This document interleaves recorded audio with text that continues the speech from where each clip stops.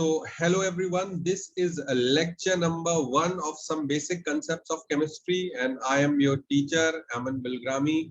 So let us start our session. मैं screen sharing on करूंगा, आपको स्क्रीन दिखने लग जाएगा. बताइए भाई, स्क्रीन दिख रहा है आपको? बताइए everyone, can you have a look at the screen please? Yes sir. Great great. तो ये देखिए, ये हमारा पहला चैप्टर है और ये उसकी पहली क्लास है. चैप्टर का नाम है some basic concepts of chemistry and like this is part 1 lecture number 1. So मैं भी अपनी दूसरी डिवाइस से ऑनलाइन हो गया हूँ ताकि मुझको व्यू मिलता रहता है. ठीक. तो सबसे पहले हम यहाँ पर जरा क्लासिफिकेशन ऑफ मैटर के बारे में देखेंगे. अपनी नोटबुक आप साथ में रख लें, अपनी नोटबुक कॉपी साथ में रख लें. एक कॉपी हमारी बनेगी जो कि अभी तो हमारी ऑनलाइन क्लासेस चल रही हैं, जब बाद में ऑफलाइन होंगी तो यही वाली कॉपी, यही वाली नोटबुक यूज में आ जाएगी. Please keep your notebook together with you so that we can continue with our discussion. तो फर्स्ट एंड फॉरमोस्ट यहाँ पर हम जानने की कोशिश करते हैं कि what exactly do we mean by matter.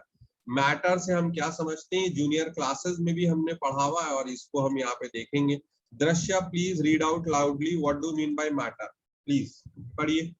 Matter may be defined as anything that occupies space, possesses mass, offers resistance, and can be felt by our senses. Great. Matter किसी भी हम ऐसी चीज को बोलेंगे जो कि मतलब कि वो स्पेस ऑक्यूपाई करे, उसमें कुछ मास हो, कुछ मतलब कि जैसे एयर फ्लो करती है, हम मान लीजिए बाहर चल रहे हो, बहुत तेज हवा चल रही होती है तो हम रेजिस्टेंस फील करते हैं उसका, और हम अपने सेंसेस से फील कर सकते हैं, तो हम उस चीज को मैटर बोलते हैं. We call it as matter. So kindly write this short definition in your notebook.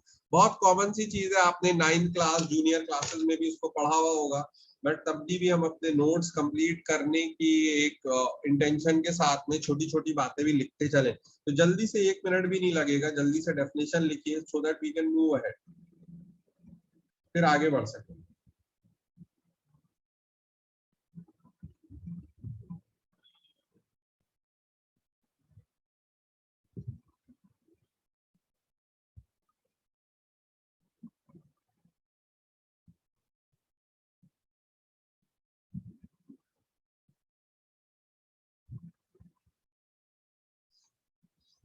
अगर लिख लिया हो तो बताइए फिर. Can we move ahead? Yes sir. Yes sir. ठीक. अब देखिए, मैटर को हम फिजिकली क्लासिफाई करते हैं. जूनियर क्लासेस में भी हमने पढ़ा हुआ है कि 3 क्लासिकल स्टेट्स ऑफ मैटर होती हैं: solids, liquids and gases. Solids, liquids and gases. There are 3 classical states of matter: solids, liquids and gases. तो सॉलिड क्या है, लिक्विड क्या है, गैस क्या है, आइए हम देखते हैं. हाँ भाई प्रत्यक्ष पढ़िए. What do mean by solids? Solid have definite mass, definite shape and definite volume. इसका क्या मतलब है? डेफिनेट मास, डेफिनेट शेप, डेफिनेट वॉल्यूम, इसका क्या मतलब है? उसका डेफिनेट मतलब उसका एक फिक्स वॉल्यूम होता है, फिक्स शेप होती है और उसका एक पर्टिकुलर वेट होता है. हाँ, ये सारी चीजें फिक्स रहती हैं. फिर लिक्विड के केस में देखिए, उसका मास तो डेफिनेट रहेगा, वॉल्यूम भी डेफिनेट रहेगी, मगर शेप डेफिनेट नहीं रहेगा. मैं मार्केट से कोल्ड ड्रिंक लेकर आता हूँ तो पहले वो बॉटल में रहती है, बॉटल के शेप में रहती है, फिर जग में पोर कर देते हैं तो जग के शेप में होती है, फिर ग्लास में डाल लेते हैं तो ग्लास के शेप में हो जाती है. तो शेप डेफिनेट नहीं रहता. मगर गैसेस के लिए तो बस सिर्फ मास डेफिनेट रहता है ना, जो है वो क्या कहते हैं, शेप भी डेफिनेट नहीं रहता और वॉल्यूम भी डेफिनेट नहीं रहती. गैसेस को आप जितनी वॉल्यूम में रखेंगे वो उतनी वॉल्यूम में रहने लग जाएगी. गैसेस को आप आधे लीटर के डिब्बे में रखेंगे तो उसमें फैल जाएगी, 2 लीटर के डिब्बे में रखेंगे तो उसमें फैल जाएगी, 3 लीटर के डिब्बे में रखेंगे तो सब पूरी वॉल्यूम में फैल जाएगी. गैसेस का प्रेशर बदलता रहेगा मगर वॉल्यूम जो है वो सेम हो जाएगी. गैसेस का प्रेशर बदलता रहेगा बट वॉल्यूम जो है वो सेम हो जाएगी. Volume will be same, volume will be same. So ये छोटी छोटी बातें हैं, नोट डाउन करिए. छोटी छोटी बातें हैं, नोट डाउन करिए. हाँ भाई, वासिफ कमाल, आवाज आ रही है आपको? Wasif Kamal, can you hear me? Yes sir. Wasif Kamal, आप कौन से स्कूल में हैं?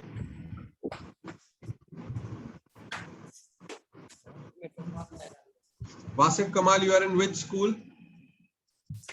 हेलो. हाँ वासिफ बोलिए. Yes sir. आप कौन से स्कूल में वासिक? जी सर, क्या कह रहे हैं? आप कौन से स्कूल में वासिक? इस वक्त 11th क्लास में है। नहीं मऊ से। मतलब कौन से स्कूल में सर? मतलब इस वक्त क्लास पूछ रहे हैं या स्कूल स्कॉलर में है इस वक्त? नहीं, in you are in which school? 10th कहाँ से किया है आपने? स्कॉलर पब्लिक स्कूल, अच्छा, कौन कौन से सिटी से? मऊ। ठीक है, फाइन।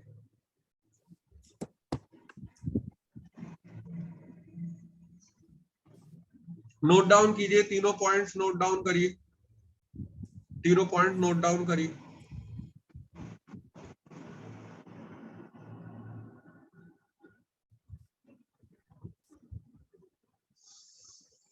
Solids, liquids, gases. ठीक, सॉलिड का मास डेफिनेट है, शेप डेफिनेट है, वॉल्यूम भी डेफिनेट है। लिक्विड का मास डेफिनेट है, वॉल्यूम डेफिनेट है, बट शेप डेफिनेट नहीं है। गैसेस का जो है वो मास डेफिनेट है, ना ही तो शेप डेफिनेट है, ना ही वॉल्यूम डेफिनेट है। Gases occupy all the available volume, उनको जितनी वॉल्यूम में रखा जाएगा वो उस वॉल्यूम में रहने लग जाएगी।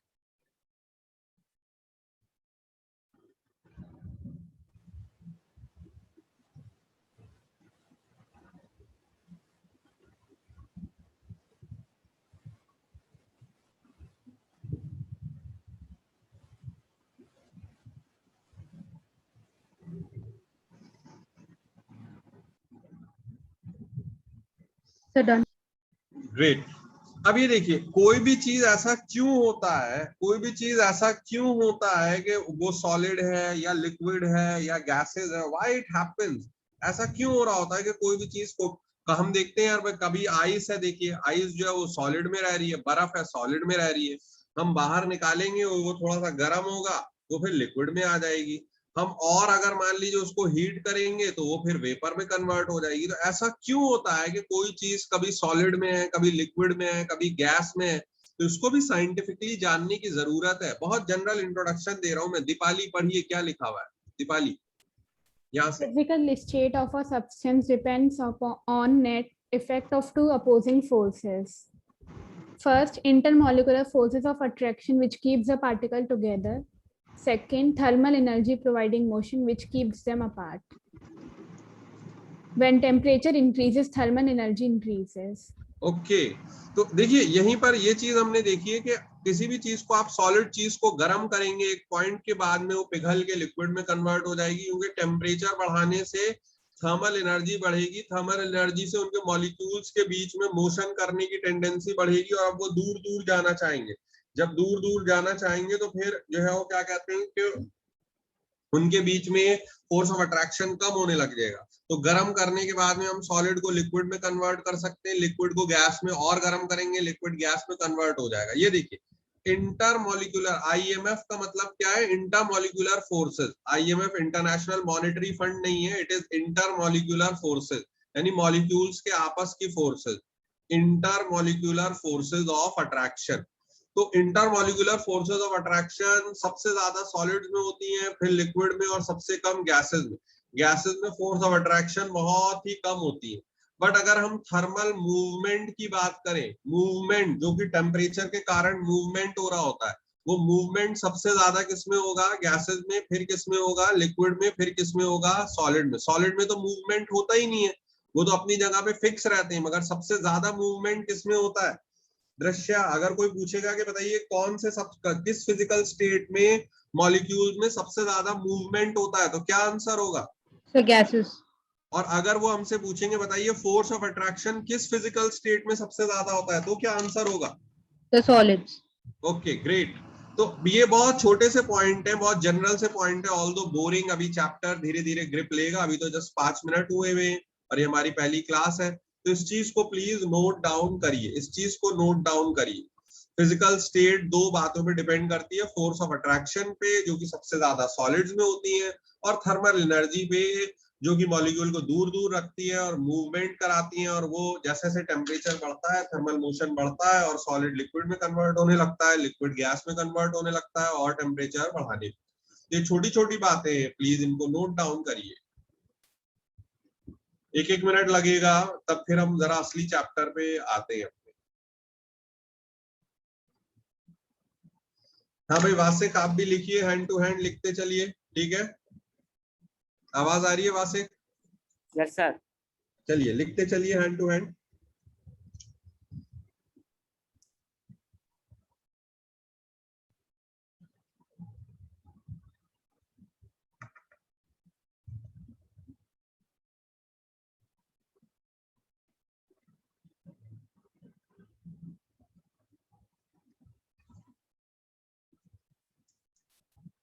लिख लिया तो बताइए। Yes sir.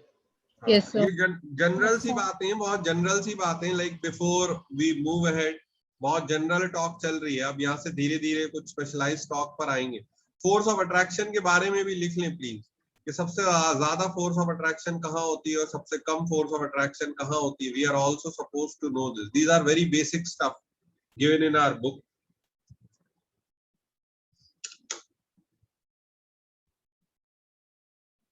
सर ये थर्मल मूवमेंट क्या होता है? जी थोड़ा सा जोर से बोलिए please. Sir what is this thermal movement? Sir network issue हो गया था उससे। ठीक है ठीक है, थर्मल मूवमेंट का मतलब ये होता है, देखिए जब हम किसी भी बॉडी को हीट करते हैं, whenever we heat a body, जब भी हम किसी सब्सटेंस को हीट करते हैं तो उसके अंदर फिर टेम्परेचर बढ़ने लगता है, टेम्परेचर बढ़ने लगता है, और टेम्परेचर बढ़ने की वजह से मूवमेंट, उसको एनर्जी मिलती है और वो मूवमेंट शुरू कर देती है।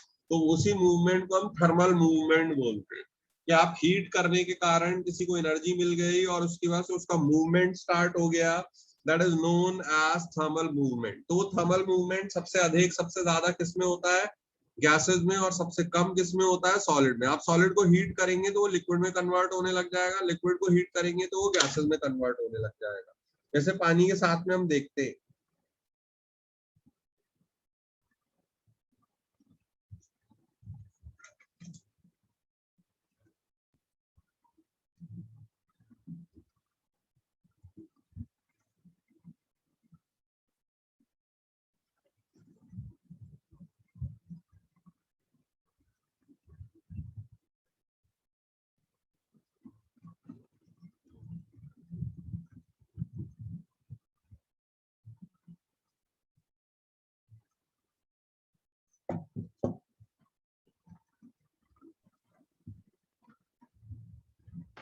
डन।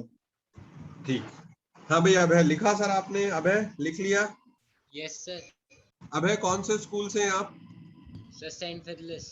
ओके, अब ये तो देखिए फिजिकल क्लासिफिकेशन हो गया मैटर का, like this was about physical classification. Now let us have a look at chemical classification. Chemical classification को देखते हैं। केमिकल क्लासिफिकेशन, हाँ भाई वासिक पढ़िए, केमिकल क्लासिफिकेशन क्या लिखा हुआ है, पढ़िए। Chemical classification: first, pure substances, elements, compounds. Second, mixtures, homogeneous, heterogeneous. A ठीक, pure fine, great, substance. Okay okay okay. अब देखिए यहाँ पर बहुत अच्छे वासिक, अभी जस्ट जब बोलूंगा तब दोबारा से पढ़िएगा। प्योर सब्सटेंस, हम देखिए किसी भी चीज को हम प्योर किसको बोलते हैं? दो वर्ड होते हैं, एक प्योर होता है, एक इम्प्योर। प्योर का मतलब होता है कि सिर्फ बस उसमें एक ही चीज प्रेजेंट हो, सिर्फ एक ही चीजों से मिलके बना हुआ हो, तो बस वहां पर कोई दूसरी चीज नहीं आई है, जिसको हम खालिस बोलते हैं या फिर प्योर। तो अब pure, what exactly do we mean by pure substance? ये देखिए, पढ़िए पढ़िए वासिक पढ़िए। A pure substance means something composed of constituent particle having same chemical nature. Same Depending chemical nature, हाँ सेम, आगे पढ़िए। Depending upon chemical composition, pure substances can be classified as an element or a compound. Element.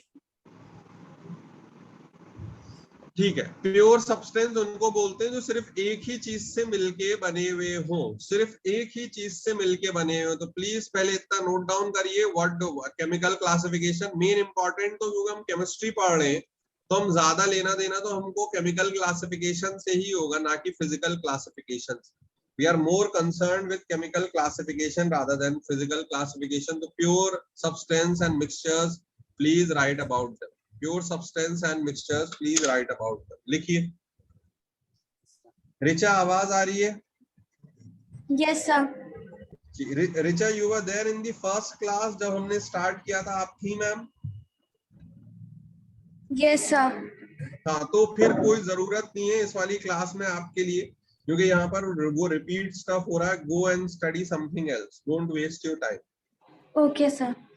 ठीक है, you can leave, because यहाँ पे जो new students हैं उनके लिए ये क्लास है. We will meet in the routine class probably tomorrow. Okay sir. Okay.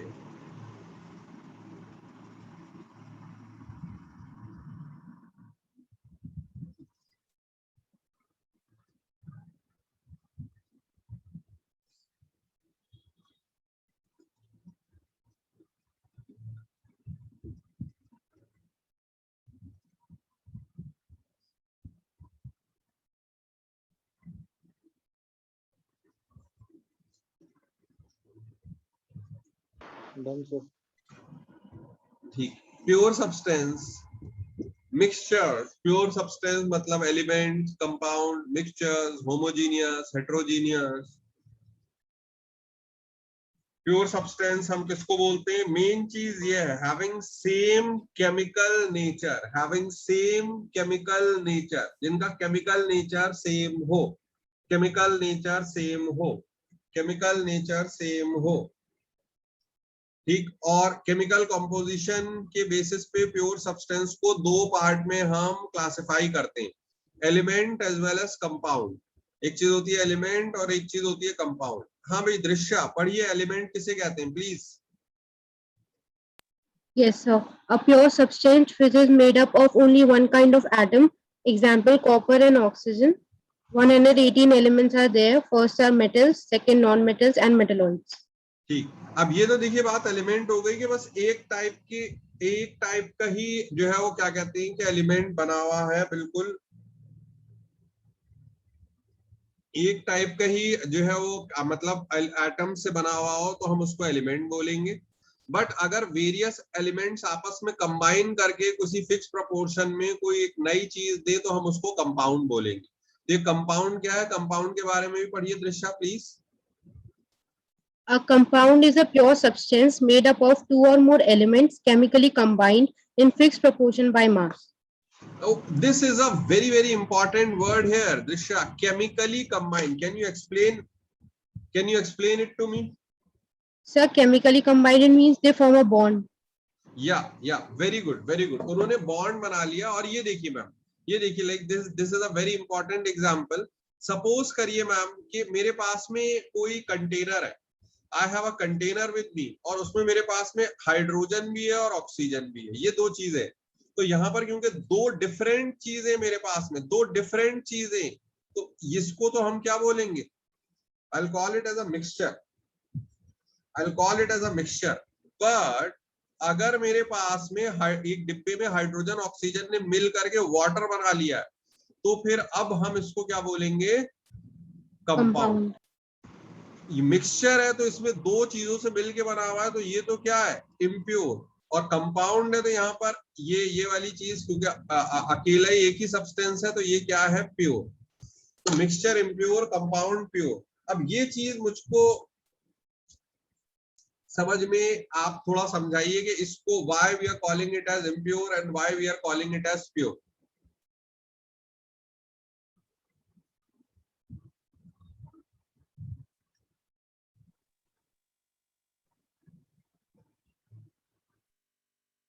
Compound fix proportion में. देखिए यहाँ पर एक्चुअली में जहां पे भी दो चीजें हैं तो हम उसको क्या बोल रहे हैं? मिक्सचर. बट यहाँ पर दृश्या ये देखिए, समझिए कि हाइड्रोजन और ऑक्सीजन ने आपस में मिलके अपनी आइडेंटिटी लूज करके एक नई चीज बना दी है, एक नई चीज फॉर्म कर ली है, एक नई चीज फॉर्म कर ली. तो इसीलिए हम इसको प्योर सब्सटेंस बोल रहे हैं. ये चीज समझ में आ रही है दृश्या? Yes, sir. कि उन्होंने एक नई चीज फॉर्म कर ली है फिक्स प्रोपोर्शन में, और इसीलिए हम उसको आपके प्योर सब्सटेंस बोल रहे हैं. तो आइए जरा यहाँ जो पॉइंट्स इन्होंने बोले और आपने बोले, इनको जरा हम अपनी कॉपी में जल्दी जल्दी लिख ले. छोटे छोटे पॉइंट्स बना के नोट्स है हमारे, इनको हम कॉपी में अपनी लिख ले, so that we can move ahead, तब हम आगे बढ़ सकेंगे. So please write them in your notebook so that we can move ahead. Chemical classification किसे बोलते हैं, कैसे बोलते हैं, लिखिए। Pure substance, mixtures.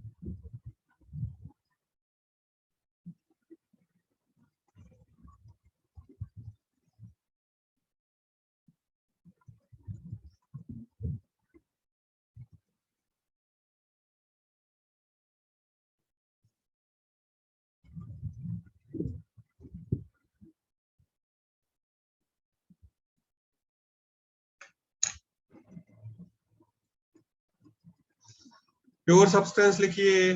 Pure substance में दो टाइप केमिकल क्लासिफिकेशन में प्योर होता है और मिक्सचर्स होते हैं। मिक्सचर को इम्प्योर भी कहते हैं। प्योर में दो होते हैं, एलिमेंट्स और कंपाउंड। एलिमेंट किसको, प्योर सब्सटेंस का मतलब क्या है कि जिनका केमिकल नेचर सेम हो। प्योर सब्सटेंस में एलिमेंट आते हैं और कंपाउंड आते हैं, और इन दोनों की फिर डेफिनेशन लिखिए।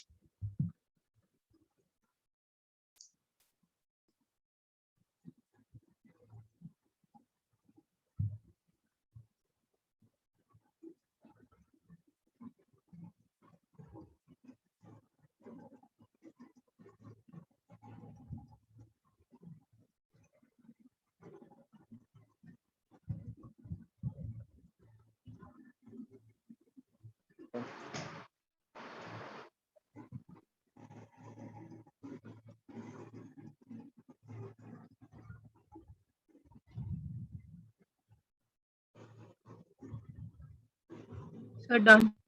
चलिए चलिए चलिए।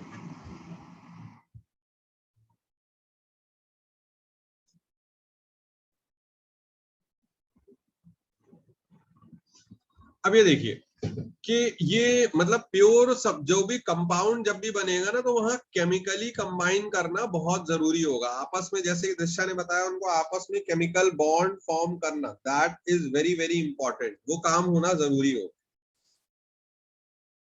मिक्सचर्स किसे बोलते हैं? मिक्सचर, जैसे मिक्सचर्स के बारे में बात हुई, मिक्सचर्स किसे कहते हैं? What exactly do you mean by mixtures?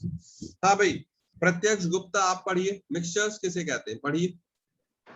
Mixture are formed by mixing together either element or a compounds. They contain more than one type of pure substance mixed together. हाँ, उनमें मतलब मिक्सचर का मतलब ही यही है कि दो चीज मिक्स करी गई हैं, दो प्योर सब्सटेंस को आपस में मिलाया गया है और उन्होंने केमिकली कंबाइन नहीं किया है, तब जो चीज एग्जिस्ट कर रही है वो मिक्सचर कहलाएगी। जल्दी से लिख लीजिए मिक्सचर के बारे में, जल्दी से लिखिए।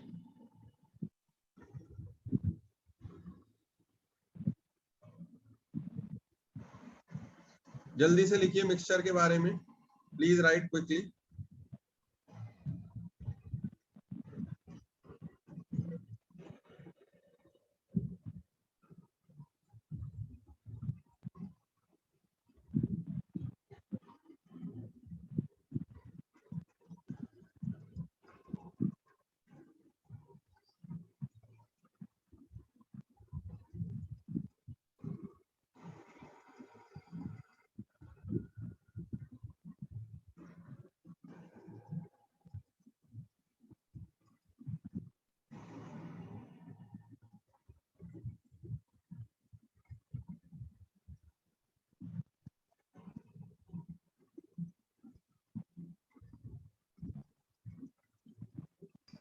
Sir done.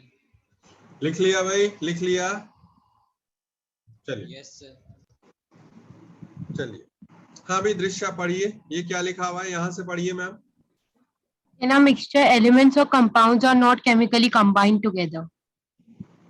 As mixtures are made up by mixing various pure substances, their composition is not fixed. Can you Component explain this point to me? Can you explain this point to me? Wait, their composition is not fixed. क्या ma'am आप ये explain कर सकती हैं? Yes, sir, as they are having varying properties, so their Yes. composition as well as not fixed. ठीक ठीक. अब देखिए हमने क्या किया है कि मिक्सचर और कंपाउंड्स को एक टैबुलर फॉर्म में उनके डिफरेंसेस देख लिए, ताकि जो है वो क्या कहते हैं कि हमको उन ज्यादा अच्छे से समझ में आ सके. तो आप भी इसी रूप में लिख लेंगे, एक तरफ मिक्सचर होगा, एक तरफ कंपाउंड होगा, उनके डिफरेंस देख लेंगे. ये सारे वो पॉइंट्स हैं कि जो हमें 11th एंट्रेंस में भी काम आएंगे आगे चल के जब भी हमारा एग्जाम होगा. और पहले चैप्टर में तो ये सारी चीजें दे ही रखी. तो आप लोगों को 11th एंट्रेंस का भी टेंशन लेने की जरूरत नहीं है. जो भी इनिशियली जो भी चीजें आप पढ़ेंगे वो आपको आगे काम ही आएगी. एक तरफ मिक्सचर है, एक तरफ कंपाउंड है. लिखिए इधर एलिमेंट है मिक्सचर मतलब, और इधर कंपाउंड आ रहा है, इधर मिक्सचर का. पहला पॉइंट क्या है भाई? पहला पॉइंट दीपाली पढ़िए. पहला पॉइंट क्या है? Elements or compounds mixed together to form a mixture. No new compound is formed. हाँ, क्योंकि उन्होंने केमिकली कंबाइन नहीं किया होता है, कोई नया कंपाउंड नहीं बनाया होता है. मगर जब वो नया केमिकली कंबाइन कर लेते हैं तब वो क्या बना लेते हैं? नया कंपाउंड. मिक्सचर की कॉम्पोजिशन वेरिएबल है, हम अपनी मर्जी से रख सकते हैं. मगर जैसे अभी और भी बच्चे बोल रहे थे, कंपाउंड की जो कॉम्पोजिशन है वो क्या है? फिक्स है, that is not going to change. Mixture हमेशा प्रॉपर्टी अपने कंस्टिट्यूएंट की शो करेगा, मगर कंपाउंड की में तो क्योंकि केमिकल कॉम्बिनेशन हो गया तो बिल्कुल इंटायरली डिफरेंट प्रॉपर्टी होंगी कंस्टिट्यूएंट से. मिक्सचर का कोई डेफिनेट फॉर्मूला नहीं होगा, मगर कंपाउंड का एक डेफिनेट फॉर्मूला होगा, बिल्कुल एक फिक्स फॉर्मूला होगा. कोई fix melting point boiling point नहीं होगा मिक्सचर का, मगर कंपाउंड का एक फिक्स मेल्टिंग पॉइंट और बॉइलिंग पॉइंट भी होगा. ये सब छोटी छोटी बातें हैं.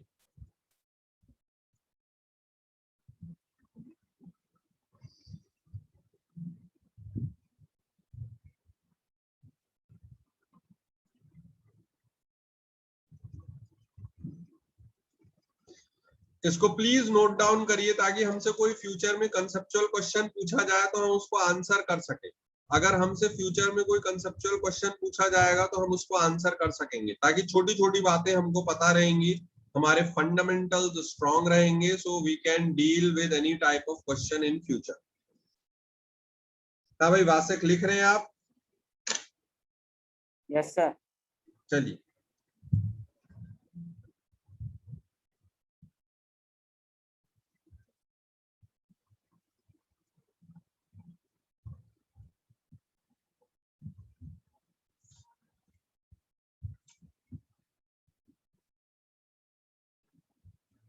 वासिक, व्हाट्सएप ग्रुप में एडेड हैं आप? No sir. जो हमारा सिनर्जी वाला व्हाट्सएप ग्रुप है उसमें आप एडेड हैं? No sir. नहीं एडेड है. अच्छा, चलिए.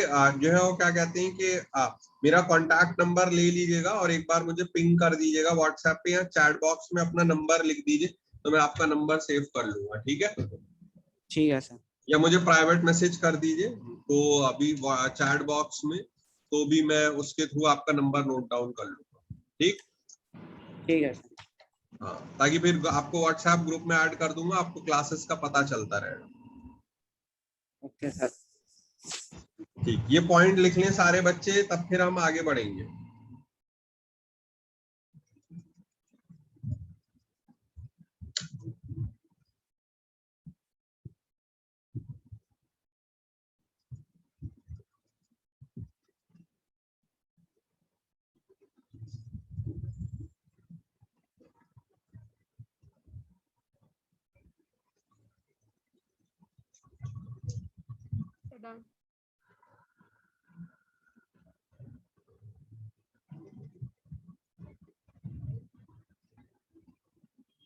Sir done.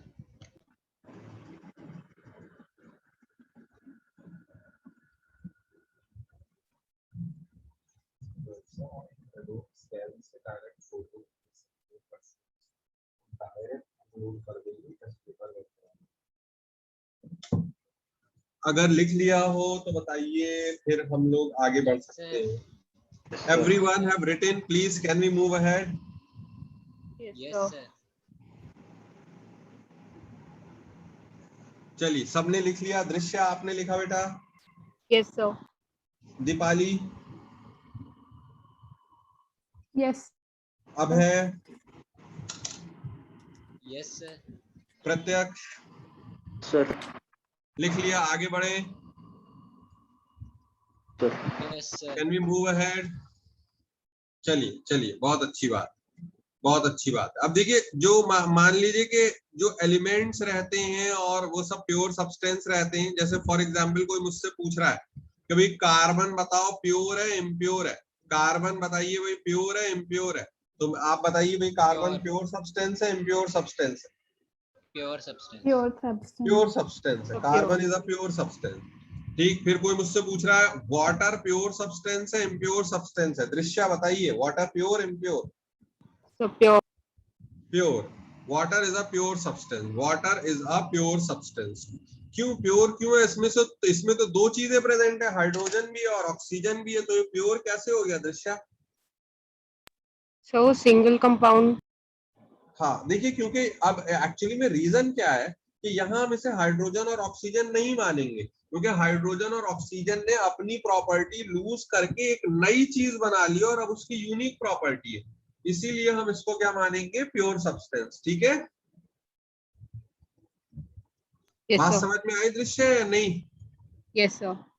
चलिए चलिए चलिए, ठीक। अब देखिए, यहां से हम अपना डिस्कशन आगे बढ़ाते हैं और हम लॉज ऑफ केमिकल कॉम्बिनेशन की तरफ बढ़ते हैं। तो अगली हेडिंग डाल लेंगे, laws of chemical combination. Laws of chemical combination, please write the next heading, laws of chemical combination. Laws of chemical combination.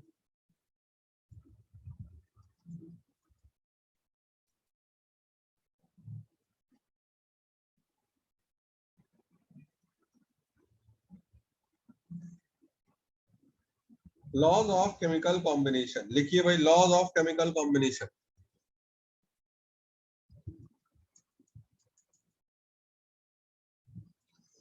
हाँ भाई, पहला लॉ क्या है? पहला लॉ दीपाली पढ़िए, पहला लॉ क्या है? Law of conservation of mass. During हाँ। any physical or chemical change, total mass of product is equal to total mass of reactant. हाँ, मैं एक चीज और कह देना चाहता हूँ कि ये फिजिकल और केमिकल चेंज के लिए तो ट्रू है, मगर न्यूक्लियर चेंज के लिए ट्रू नहीं है, क्योंकि न्यूक्लियर चेंज में थोड़ा सा मास का लॉस होता है, तो ये न्यूक्लियर रिएक्शन के लिए ये बात ट्रू नहीं है। Law of conservation of mass physical और केमिकल चेंज के लिए सच है, मगर न्यूक्लियर चेंज के लिए सही नहीं है, क्योंकि वहां मास एनर्जी का इंटर कन्वर्जन हो रहा होता है। तो किसी भी फिजिकल चेंज में या केमिकल चेंज में प्रोडक्ट का मास जो है वो टोटल रिएक्टेंट के मास के बराबर होता है। इसको लिखिए, नोट डाउन करिए। पहला लॉ आ रहा है हमारा, लॉ ऑफ कंजर्वेशन ऑफ मास, इसको नोट डाउन करेंगे सब लोग।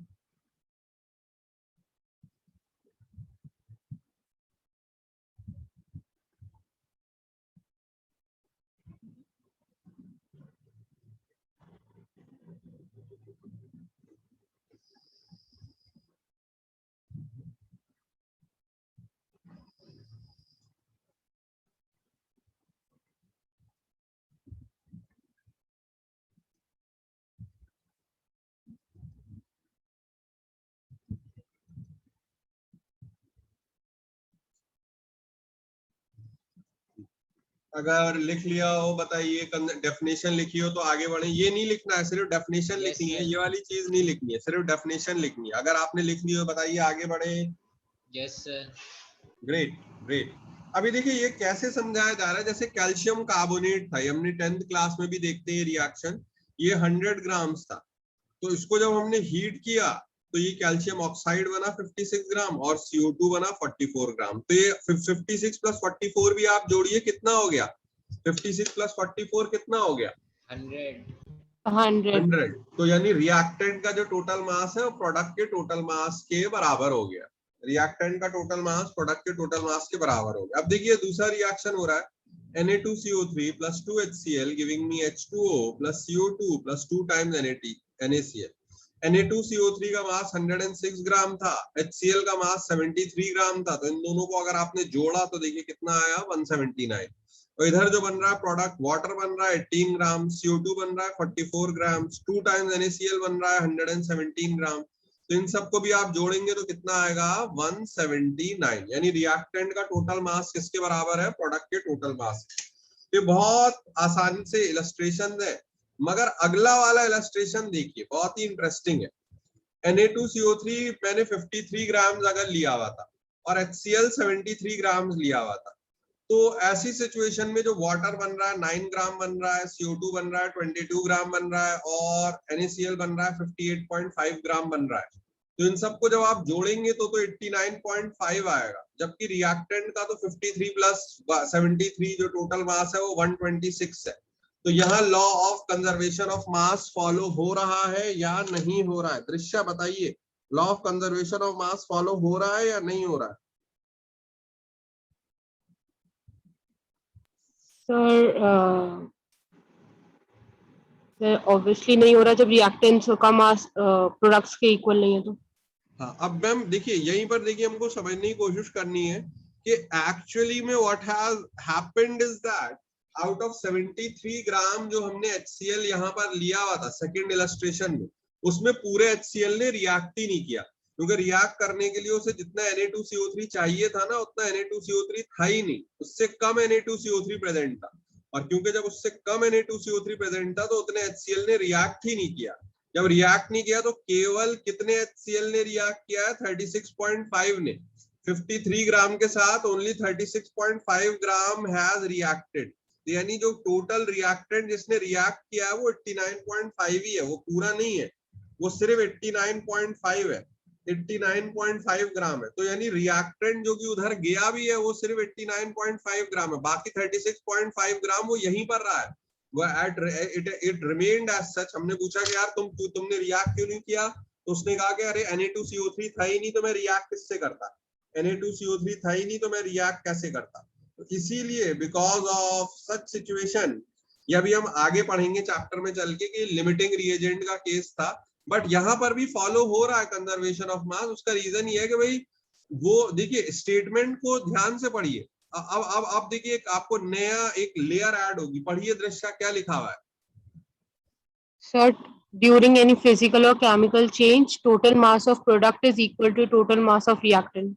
रिएक्टेंट से मैम क्या समझती है? रिएक्टेंट उसको बोलते हैं जिसने क्या किया, सर रिएक्ट करा, रिएक्ट किया। तो यहाँ पे टोटल ने तो रिएक्ट ही नहीं किया ना, उसकी गलती ही नहीं है। अब आपको वो समझ में आया?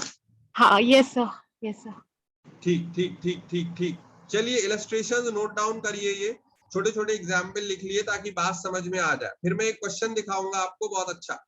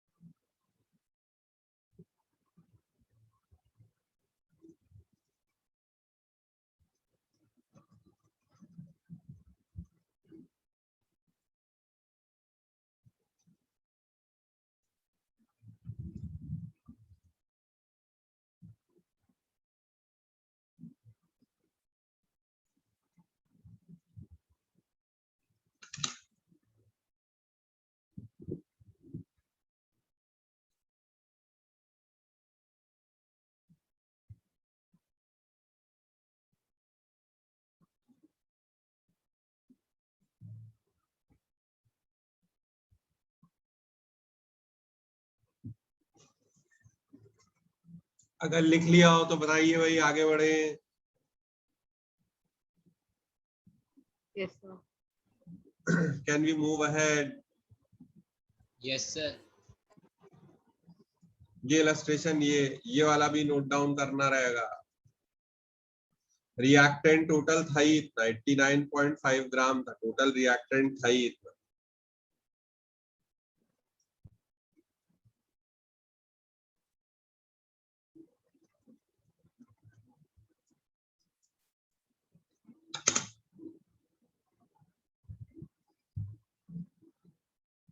अगर लिख लिया हो तो बताएं, फिर हम आगे बढ़ें। Yes, sir. चलिए,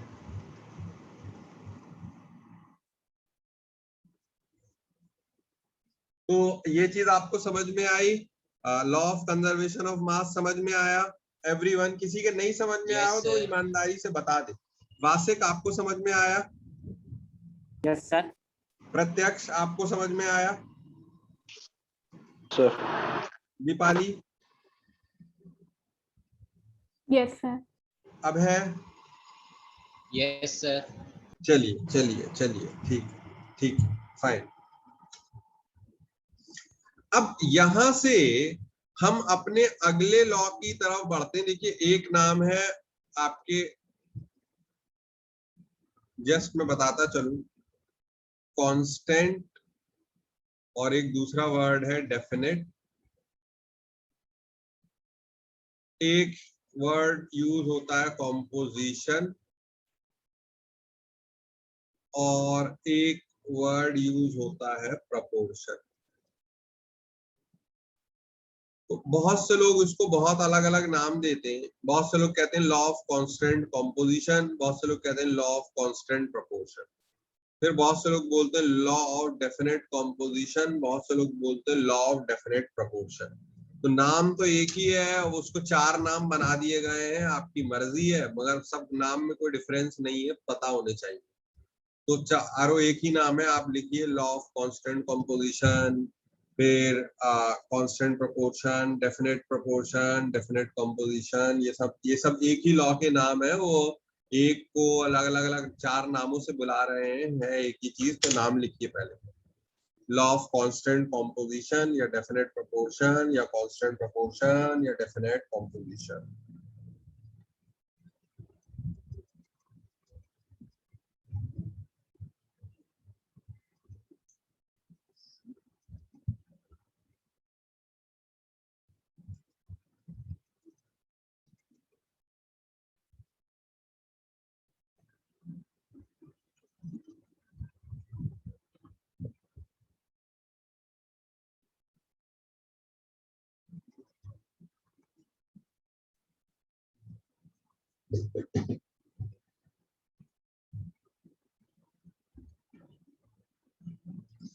अगर नाम लिख लिया हो, नाम सारे बच्चों ने लिख लिया हो तो बताइए, फिर हम आगे बढ़ें। अगर नाम लिख लिया हो तो आगे बढ़ें।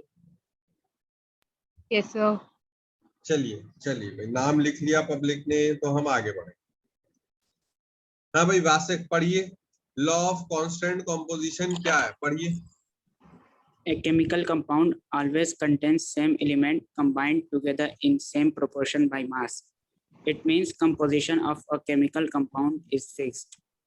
ठीक ठीक ठीक। देखिए, इसका क्या मतलब है कि कोई भी केमिकल कंपाउंड है, लेट अस से वी टॉक अबाउट वाटर, हम पानी के बारे में बात करते हैं, तो पानी हाइड्रोजन और ऑक्सीजन मिल किससे बना हुआ है? तो mass of hydrogen upon mass of oxygen. दो हाइड्रोजन के आइटम है तो उनका मास हो गया 2, ऑक्सीजन का मास होता है 16, तो ये रेशियो आ गया 1:8। अब ये सी रेशियो में हमेशा हाइड्रोजन और ऑक्सीजन रहेंगे पानी में, चाहे वो आपके घर का पानी हो, मेरे घर का पानी हो, कॉलेज का पानी हो, स्कूल का पानी हो, इंडिया का पानी हो, अमेरिका का पानी हो, जब तक कि हम उसे पानी बोल रहे, अगर वो पानी है, इफ इट इज वाटर, अगर वो वाटर है, अगर वो पानी है, अगर वो पानी है, तो उसमें हाइड्रोजन और ऑक्सीजन किसी रेशियो में प्रेजेंट होंगे। अगर मैंने कोई और कंपाउंड बनाया, मैंने रेशियो बदल दिया, मान ली मैंने H2O2 बनाया, ये देखिए आपको दिख रहा है, तो वहां पे 2 हाइड्रोजन का मास 2 हो गया, 2 ऑक्सीजन का मास 32 हो गया, वहां रेशियो बदल गया। वहां अब रेशियो 1:8 नहीं है, वहां रेशियो 1:16 हो गया, तो कंपाउंड भी तो बदल गया। अब ये वाटर थोड़ी है H2O2, इसका तो नाम क्या है? Hydrogen peroxide. ये तो मैं नहीं पीता हूँ, ये तो मैं नहीं पीता हूँ, मैं तो पानी पीता हूँ, तो ये तो कंपाउंड ही बदल गया। तो अगर रेशियो जब तक केस पर्टिकुलर रहेगा तब तक वो पर्टिकुलर कंपाउंड रहेगा. You change the ratio, you change the compound. You change the ratio, you change the compound. अगर आपने रेशियो बदल दिया तो आप कंपाउंड भी बदल देंगे. ये बहुत ही इंपॉर्टेंट, ये पहला लॉ है हमारा. इसको आप नोट डाउन करिए, नोट डाउन करिए. मैं थोड़ा जूम कर दे रहा हूं ताकि आराम से देख ले लोग. नोट डाउन करिए प्लीज, नोट डाउन करिए, लिखिए. A chemical compound, note down करेंगे सारे बच्चे, नोट डाउन करिए. A chemical compound always contain same element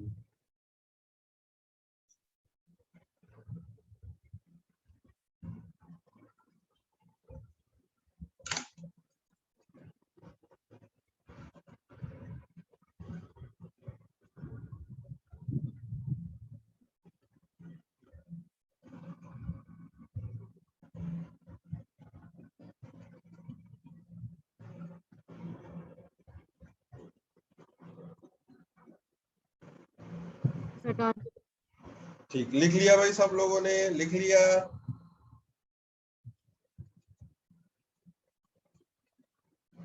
yes sir. चलिए चलिए.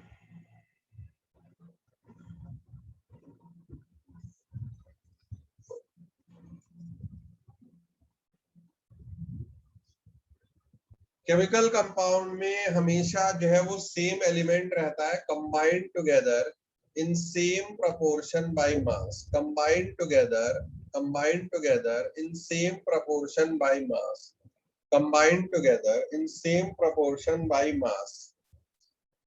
It means, इसका मतलब है composition of chemical compound is fixed. It means composition of chemical compound is fixed. Composition of chemical compound is fixed. Composition जो है chemical compound की fix रहती है. हाइड्रोजन और ऑक्सीजन का रेशियो 1:8 है. अगर वो रेशियो बदलेंगे, आपने रेशियो बदला, जब आप रेशियो बदलेंगे तो कंपाउंड भी बदल जाएगा. मेरी बात को समझ में आई या नहीं? मेरी बात को समझ में आई या नहीं? Yes sir. ठीक. अब ये देखिए भाई, ये हाइड्रोजन है और ये उसका आइसोटोप है. इसको आइसोटोप को हम ड्यूटेरियम बोलते हैं. ठीक. अगर मैं वाटर के अंदर हाइड्रोजन और ऑक्सीजन का रेशियो देखूंगा तो वो 2:16 या 1:8 है. बट अगर मैं हैवी वाटर के अंदर देखूंगा, D2O के अंदर देखूंगा, उसका सिंबल लूंगा मैं, हाइड्रोजन ही है ये बट सिंबलाइज कर रहा हूँ D से, तो ड्यूटेरियम का तो मास 2 होता है, 2 ड्यूटेरियम का मास 4 हो जाएगा. तो जब यहाँ पर रेशियो निकालूंगा तो 1:4 आ जाएगा. तो यहाँ से हमको ये एक बात पता चलती है कि ये वाला लॉ आइसोटोप के लिए एप्लीकेबल नहीं है. इट इज नॉट, प्लीज ये चीज लिख लेंगे, not applicable for isotopes. Not applicable for isotopes. Not applicable for isotopes.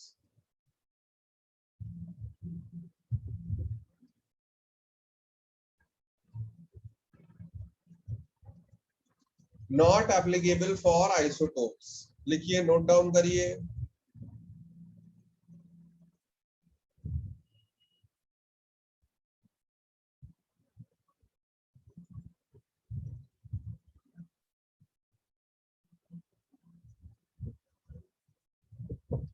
ये आइसोटोप्स के लिए एप्लीकेबल नहीं है. ये चीज समझ में आई?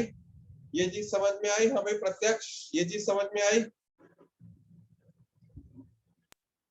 सर. चलिए भाई, दृश्य से पूछते हैं. दृश्य, आइसोटोप्स क्या होते हैं? They are having same atomic number but different atomic masses. Why? Very good answer, but why?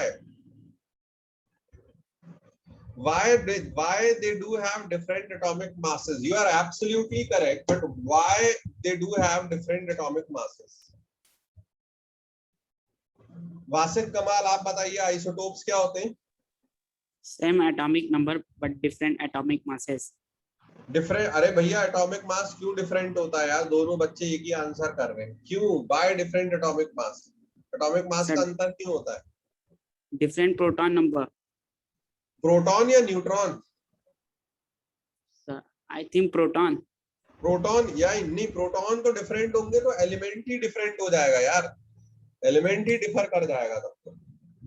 गड़बड़ा गए Sorry, सर sir. आप, Then Sir, गड़बड़ा they have different number of neutrons but same number of protons. या different number of neutron, neutron अलग होंगे ना वहां से, प्रोटॉन तो डिफरेंट होंगे तो एलिमेंट ही डिफरेंट हो जाएगा। confusion. चलिए कोई बात नहीं, कोई बात नहीं, ये लिख लेंगे। ये हमारा ये वाला जो लॉ है वो आइसोटोप्स के लिए एप्लीकेबल नहीं है, ये लिख लिया, ये लिख लिया। Yes, sir. Yes, law of sir. Constant composition is not applicable for isotopes, ये लिख लिया। Yes, sir. ग्रेट। आइए अब हम अपना डिस्कशन आगे बढ़ाते हैं और अगले लॉ की तरफ बढ़ते हैं। अगले लॉ का नाम क्या है? Law of multiple proportion. Law of multiple proportion. अब है वाशनी, पढ़िए लॉ क्या लिखा हुआ है, पढ़िए लॉ ऑफ मल्टीपल प्रोपोर्शन का स्टेटमेंट पढ़िए please. Yes, sir. When two elements combine with each other to form two or more than two compounds, masses of one of the element which combine with fixed mass of the other element bears a simple number ratio. ठीक, अब ये क्या है भाई? बड़ा लंबा चौड़ा statement है, मगर समझाने की कोशिश करिए। अब एटलीस्ट समझाने की कोशिश करिए, समझाने की कोशिश करिए। बहुत लंबा चौड़ा स्टेटमेंट है बट एटलीस्ट कोशिश करते हैं, बड़ा मजा आएगा इसको समझने में। वैसे तो मुझे तो बड़ी मुश्किल से समझ में आता है एज अ स्टूडेंट, मगर ये बस नाम बड़े दर्शन छोटे वाली चीज है, दिखने में टफ लग रहा है मगर है नहीं। बट एटलीस्ट स्टेटमेंट पढ़ के क्या समझ में आ रहा है, ट्रांसलेट कीजिए, मुझे इसको हिंदी में समझाइए क्या लिखा हुआ है। सर अगर दो एलिमेंट जो है वो दो अलग अलग कंपाउंड बनाते हैं, हाँ? तो उनके एलिमेंट्स का रेशियो सेम रहता है, जो उनके मतलब एलिमेंट का नहीं, उनके कंपाउंड। मास का रेशियो सेम रहता है। हाँ उनके मास का रेशियो जो जो है वो क्या कहते हैं कि मतलब सेम तो क्या रहता है, ये कहिए एक सिंपल होल नंबर रेशियो रहता है किसी एक एलिमेंट के मास का। ठीक, हाँ भाई, I need a better explanation. प्रत्यक्ष गुप्ता थोड़ा सा और अच्छे से एक्सप्लेन कीजिए please.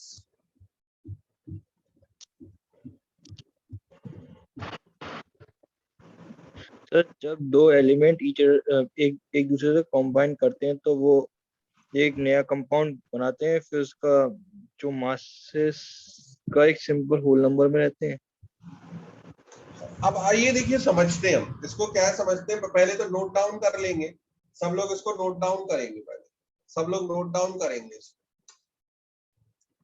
Everyone note it down please. Law of multiple proportion सब लोग नोट डाउन करिए।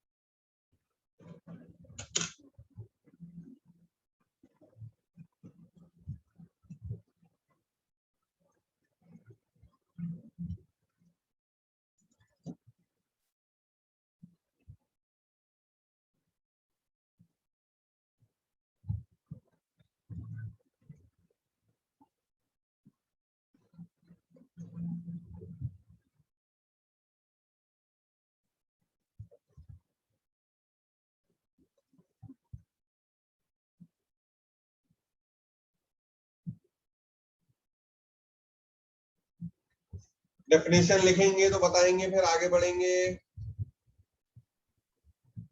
Law of multiple proportion basic लिख रहे हैं आप? Yes, sir. लिखिए।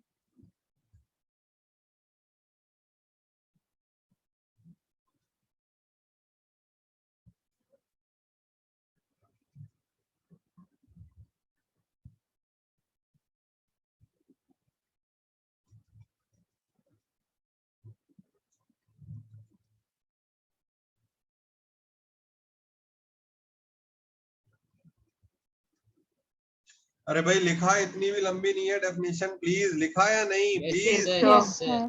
Okay, can we move ahead? Yes, sir. Okay okay okay okay okay, चलिए अब आइए भाई इसको समझते हैं, इसको आइए हम समझते हैं ये क्या कह रहा है। मैं पहले हिंदी में ट्रांसलेट करता हूँ, this is a tough one. मुझे एज अ स्टूडेंट इसको समझने में बहुत प्रॉब्लम हुई थी, बट मैं नहीं चाहता कि मेरे स्टूडेंट्स को इसको समझने में प्रॉब्लम हो। है कुछ नहीं, बहुत आसान है, बस लैंग्वेज जो है वो थोड़ी सी कंफ्यूजिंग है कुछ नहीं।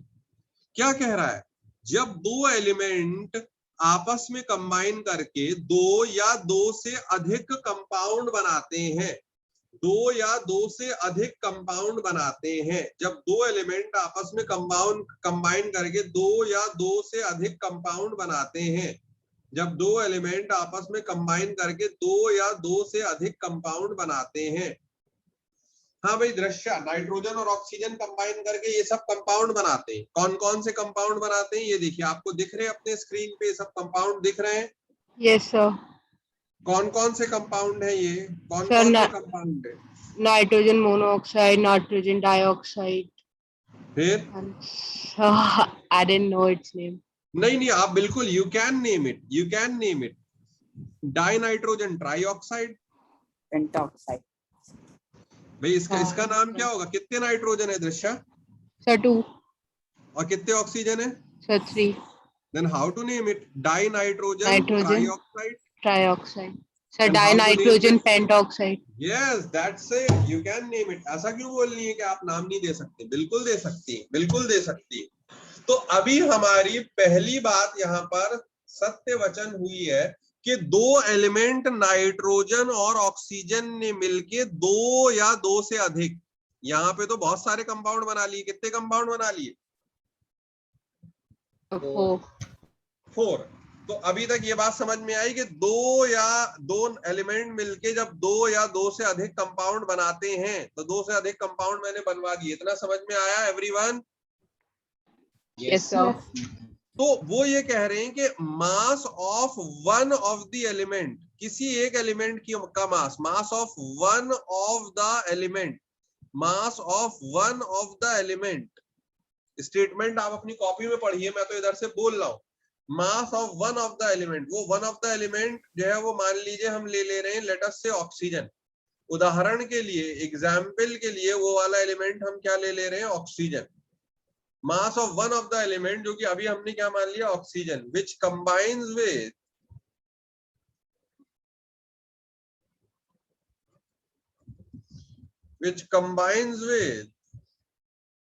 fixed mass, which combines with fixed mass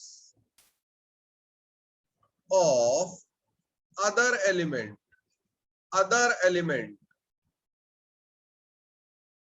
तो जब नेचुरल सी बात है, अगर एक element, one of the element oxygen ले लिया, तो अदर एलिमेंट कौन सा लेंगे हम? कौन सा लेंगे अदर एलिमेंट? Nitrogen. नाइट्रोजन। और उसका मास क्या कर देना है हमको? फिक्स्ड। यानी फिक्स्ड मास से यहाँ फिक्स्ड मास से क्या मतलब है? फिक्स का मतलब क्या? मैच फिक्सिंग है? नहीं। फिक्स्ड मास का मतलब क्या है? Which combine with same mass, which combine with same mass of other element. यानी जितना भी आप ऑक्सीजन लेंगे, उनको हर किसी को फिक्स मास ऑफ नाइट्रोजन से कंबाइन कराना पड़ेगा। Mass of one of the element which combine with fix mass of other element. Other element हमने यहाँ पर क्या लिया हुआ है? Nitrogen. bears a simple whole number ratio, इसका क्या मतलब है? ये देखिए, bears a simple whole number ratio. What do you mean by it? Bears a simple whole number ratio. इसका क्या मतलब है? इसका?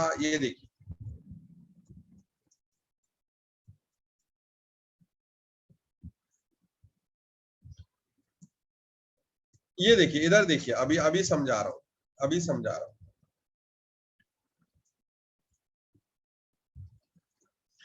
हाँ भाई देखिए, सभी लोग सुनने, नाइट्रोजन का मास होता है 14, नाइट्रोजन के एक एटम का मास होता है 14 और ऑक्सीजन के एक एटम का मास कितना होता है 16। तो अब ये देखिए, जैसे पहला कंपाउंड ले, हम पहला कंपाउंड ले NO, तो NO में हम बोल सकते हैं कि नाइट्रोजन का 14 यूनिट्स ऑफ नाइट्रोजन ये कंबाइन कर रहे हैं 16 यूनिट्स ऑफ ऑक्सीजन के साथ में। ये चीज समझ में आ रही है?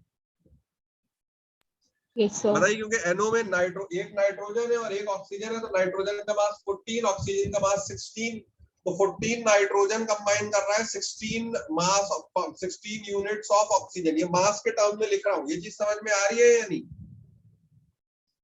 मैं अगर चलिए ग्राम करके लिख दे रहा हूँ तो भी Yes, बात sir. बन जाएगी। मैं ऐसे करके लिख दे रहा हूँ, मैं ऐसे करके लिख दे रहा हूँ, ये देखिए 14 ग्राम नाइट्रोजन ये कंबाइन कर रहा है 16 ग्राम ऑक्सीजन के साथ इस वाले कंपाउंड में। ये लिख सकता हूँ या नहीं, बताइए प्लीज। अगर Yes, sir. किसी को नहीं समझ Yes, में आ sir. रहा तो चुपचाप रहने की जरूरत नहीं है, बताइए। अभय वाशने, आपको समझ में आ रहा है सर? Yes, sir. दीपाली आप बताइए। Yes, sir. प्रत्यक्ष सर। ठीक। दृश्य So, चलिए, सेकंड कंपाउंड में 14 ग्राम ऑफ नाइट्रोजन दीपाली कितने ऑक्सीजन के साथ कंबाइन कर रहा है, बताइए। 16 grams of oxygen. नहीं मैम, नहीं है नहीं 32। नहीं नहीं, कितने ऑक्सीजन है? 32, sorry, sir. 32 gram of oxygen, क्योंकि 2 ऑक्सीजन है। थर्ड कंपाउंड में प्रत्यक्ष आप बताइए कितना नाइट्रोजन कितने ऑक्सीजन के साथ कंबाइन कर रहा है third compound? 28 grams of nitrogen with 16, so 48 grams of oxygen. Superb answer, superb answer, very good.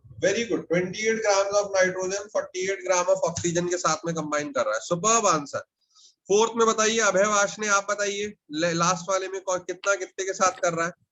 Sir, 28 grams of nitrogen with 80 grams of oxygen. Very good, बहुत अच्छा कर रहे हैं आप लोग।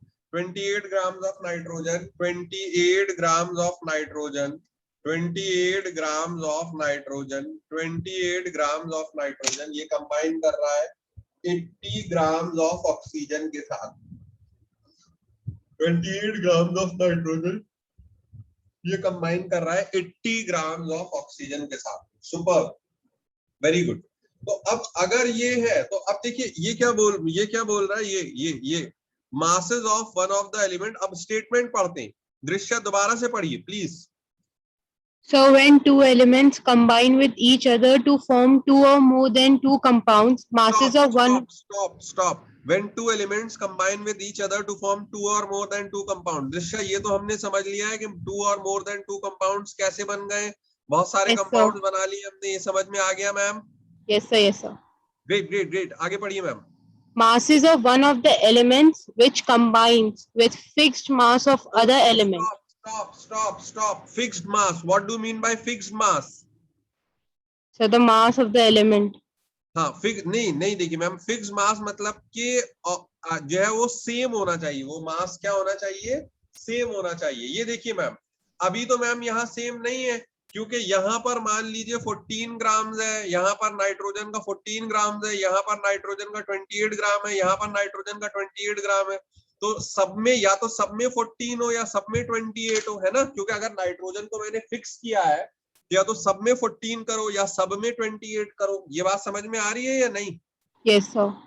तो वो फिक्स्ड इसीलिए देखिए लिखवाया था, और आपको भी कॉपी में लिखना है। फिक्स मास का मतलब क्या है? Same mass. Same mass. तो एक एलिमेंट का मास सेम होना चाहिए, एक एलिमेंट का मास सेम होना चाहिए। क्या यहाँ सब में सेम है? अभी बताइए, सब में सेम है? No, sir. No, sir. तो कैसे फिर मैं सेम करता हूँ, कैसे सेम करता हूँ? या तो मैं 14 को 28 बना दूंगा या 28 को 14 बना दूंगा। तो चलिए हम ये करते हैं, हम 14 को 28 बना देते हैं। कैसे बना देते हैं कि हम इनको 2 से क्या कर देते हैं, मल्टीप्लाई। 2 से क्या कर देते हैं, मल्टीप्लाई। तो अब बताइए 14 ग्राम नाइट्रोजन 16 ग्राम ऑक्सीजन के साथ में इसने कंबाइन किया, तो अगर 2 से मल्टीप्लाई किया तो मैं इसको ऊपर वाले को अब क्या लिख सकता हूँ, ऊपर वाले को मैं क्या लिख सकता हूँ अब फिर बताइए? अगर मैंने 2 से मल्टीप्लाई कर तो दिया 2 तो NO। ऊपर वाले को क्या लिख सकता हूँ? मैं ये लिख सकता हूँ फिर से कि जब 2 से मल्टीप्लाई करने के उपरांत मैं ये लिख सकता हूँ कि 28 ग्राम नाइट्रोजन अब कंबाइन कर रहा है किसके साथ में? क्योंकि पूरे को 2 से मल्टीप्लाई किया है ना। ये बात समझ में आई है नहीं? बताइए। Yes sir। Yes, जब sir. पूरे को 2 से मल्टीप्लाई किए, या तो हम ये बोल लेंगे 14 ग्राम 16 ग्राम के साथ कंबाइन कर रहा है, या बोल लेंगे 28 ग्राम 32 ग्राम के साथ कंबाइन कर रहा है। ठीक है या नहीं? Yes sir। अब ऐसे ही देखिए सेकंड वाली के लिए देखिए, NO2 के लिए देखिए, इसको भी 2 से मल्टीप्लाई कर दिया तो मैं बोल सकता हूँ 28 ग्राम नाइट्रोजन ये किसके साथ कंबाइन कर रहा है? 64 grams of oxygen। Very good very good very good. 64 gram of oxygen के साथ 64 gram of 28 gram nitrogen combined with 64 gram of oxygen. ठीक। अच्छा, अब थर्ड और फोर्थ में तो अब है ही यार 28 ग्राम ही है। 28 ग्राम नाइट्रोजन 48 ग्राम, 28 ग्राम नाइट्रोजन 80 ग्राम। तो ये अब ये स्टेटमेंट आगे फिर से दोबारा से पढ़िए। अब ये हो गया, सब में नाइट्रोजन का मास फिक्स हो गया। ये चीज समझ में आई? सब में नाइट्रोजन का मास फिक्स हो गया, सेम हो गया 28 28 28 28। तो अब जो ऑक्सीजन का वेरिएबल मास है, वो आपस में एक सिंपल होल नंबर रेशियो रखेगा। 32:64:48:80। अब ये देखिए, ये इनको सबको मैं 16 से डिवाइड कर दूं तो 2:4:3:5। ये क्या है? वेरिएबल मास ऑफ ऑक्सीजन, जो कि कंबाइन कर रहा था, हिंदी में लिख दे रहा हूं, जो कि कंबाइन कर रहा था, which was combining with, जो कि कंबाइन कर रहा था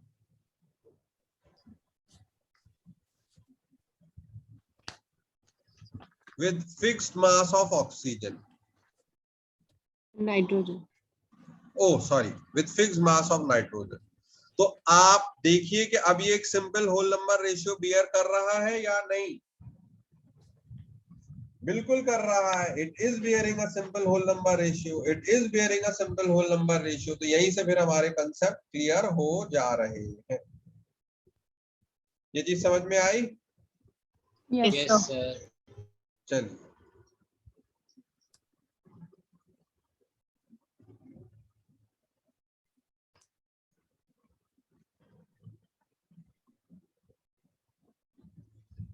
तो इस चीज को, ये पूरा हमने फर्स्ट लॉ को समझाया। इसको नोट डाउन करिए, इसको नोट डाउन करिए, इसको नोट डाउन करिए,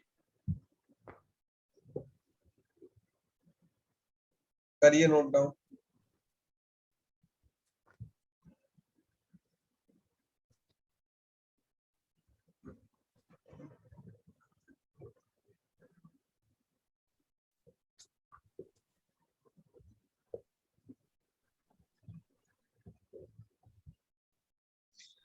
ऐसे जो मैंने किया है, समझ में आया? कुछ समझ में आया? अगर जिसके नहीं आया तो बता दिए, मुझे भी एज अ स्टूडेंट नहीं समझ में आया था, तो इसलिए कोई हेजिटेशन करने की जरूरत नहीं है कि अरे यार क्या है, हमें समझ में नहीं आया। प्लीज, मुझे ये बहुत टफ लगा था, मैंने तो आप लोगों की हेल्प से ही फिर समझाया, आप ही लोगों को। Otherwise I found it very difficult as a student, मुझे समझने में बहुत टाइम लगा था। आई होप आपको मुझसे थोड़ा सा जल्दी समझ में आ गया होगा, because I was not that intelligent. तो आई होप आपको समझ में आ गया होगा। I was simply hard working. हाँ भाई, समझ में आया? Yes, sir. दीपाली, Yes, समझ sir. में आया? Yes, sir. अभय Washne, Yes, sir. Yes, वासिक, sir. वासिक, Yes, sir. प्रत्यक्ष, सर। पक्का समझ में आ गया प्रत्यक्ष? यस सर, बिल्कुल। दृश्य, हाँ सर, पूरा आ गया। ग्रेट। तो आपने देखिए, हमने एक एलिमेंट के मास को फिक्स किया और दूसरे एलिमेंट का मास जो वेरिएबल था उनका रेशियो देखा, और वो क्या बियर कर रहा था, वो रेशियो कैसा था? ये देखिए कैसा रेशियो है, तो whole numbers. Whole number ratio. I have one more question. Deepali, आप बताइए, क्या हम इसमें ऐसा कर सकते थे? दीपाली बताइए, क्या Yes, ऐसा कर sir. सकते थे कि हम ऑक्सीजन के मास को फिक्स कर दें और जो है वो क्या कहते हैं कि इनके मास को वेरिएबल रखे।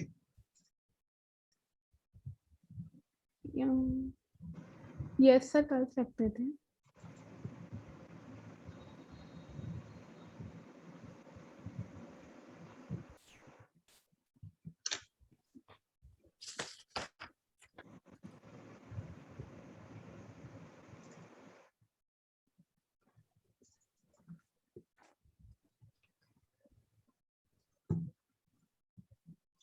हम ये भी कर सकते थे कि ऑक्सीजन के जो ऑक्सीजन एटम्स थे उनको हम अब सेम कर लेते और फिर वेरिएबल किसको रखते, नाइट्रोजन को। ऑक्सीजन को सेम कर लेते और वेरिएबल किसको रखते, नाइट्रोजन को।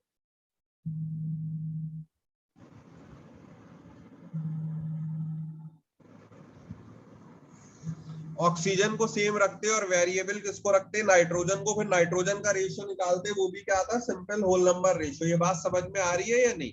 Yes sir. चलिए,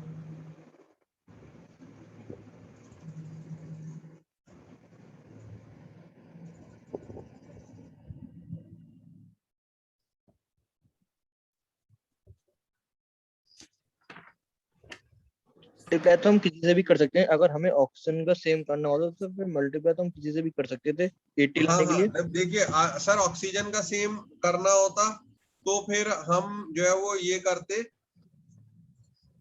कि इसको मल्टीप्लाई करके सेम कर लेते।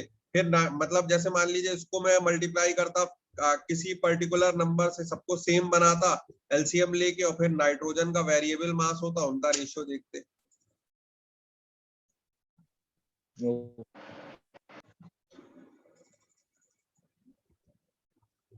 ठीक, दोनों के लिए कर सकते थे। Okay sir.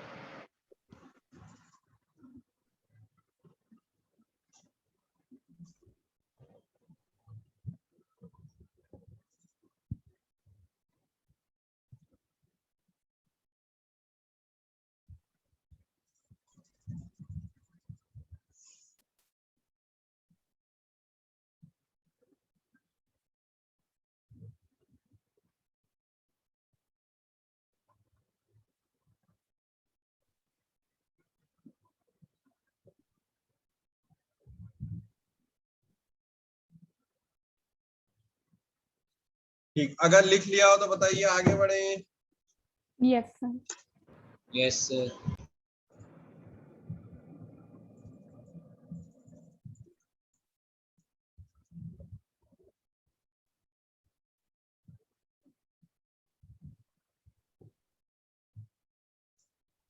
चलिए,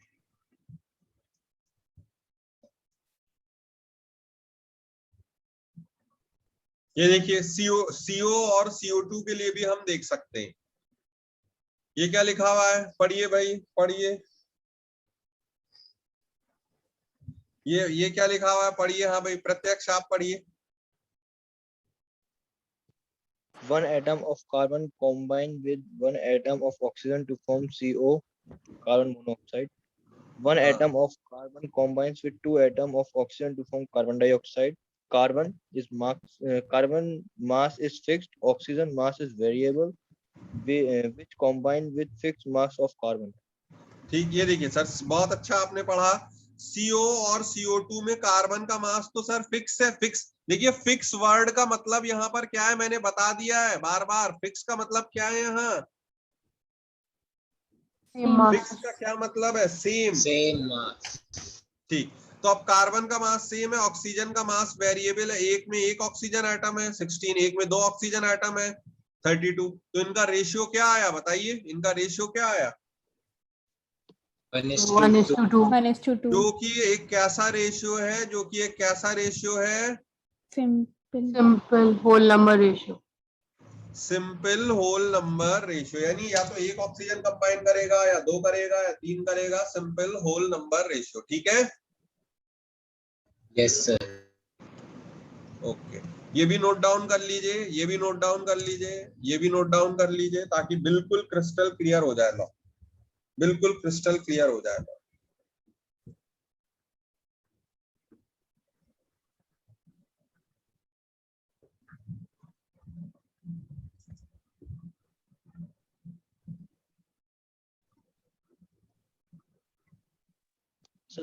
सेट दिखा दीजिए सर, वो कार्बन का। जी,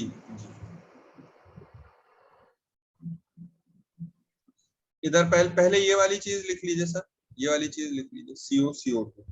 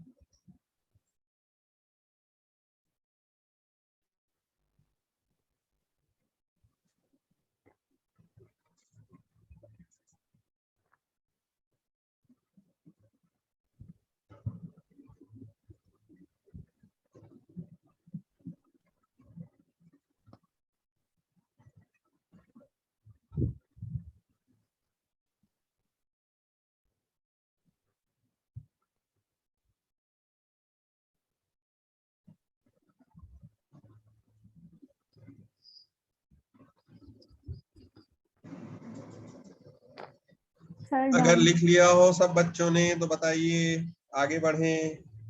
Yes, sir. Yes, sir.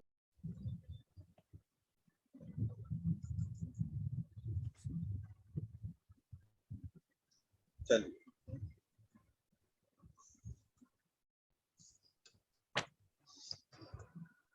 Okay,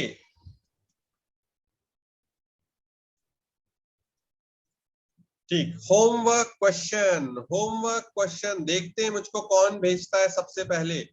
homework question, homework question. Okay, okay Drishya भाई पढ़िए, पढ़िए Drishya. So 3 oxides of nitrogen contains first 63.6% nitrogen, second 46.7% nitrogen, third 30.4% nitrogen. Shows okay, that these figures illustrates law of multiple proportions. हाँ, अब ma'am ये क्या लिखा हुआ है, देखिए दृश्या ये पढ़िए। Sir, oxides. ऑक्साइड्स, तो यानी अगर इतना मैम नाइट्रोजन है तो फिर ऑक्सीजन कितना होगा, ऑक्सीजन कितना होगा फिर,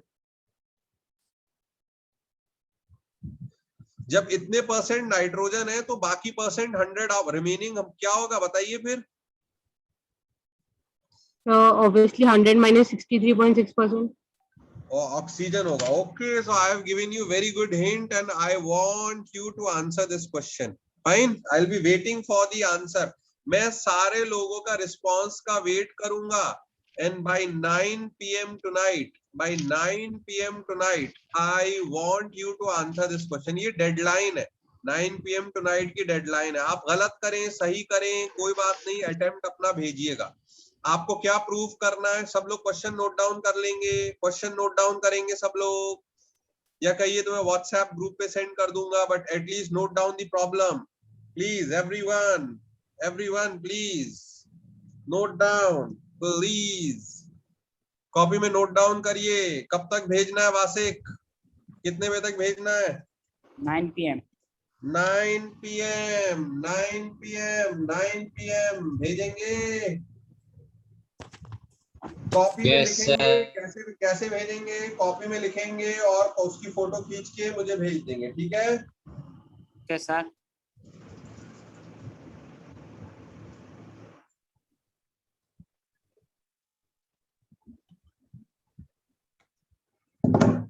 ओके, देखिए मैंने व्हाट्सएप भी कर दिया ग्रुप पे।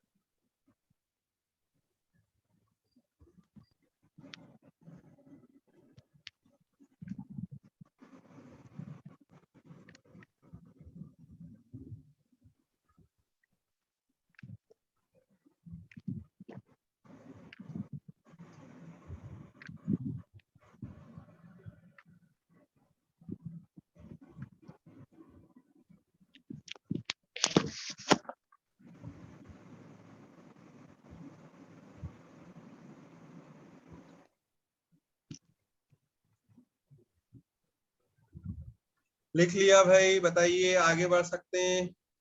Yes, sir. Great great.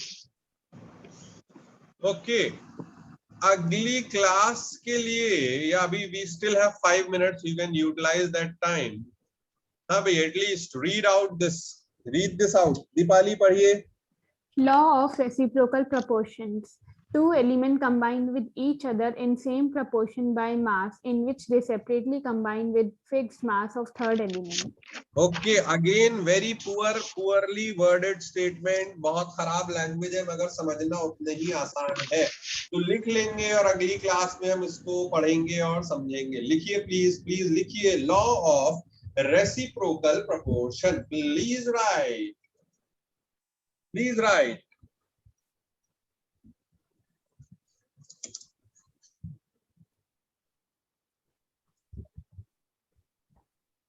वो हमें अपना नंबर वहां से टेस्ट अपना मोबाइल नंबर टेक्स्ट कर दीजिए, भेज दीजिए, ठीक है?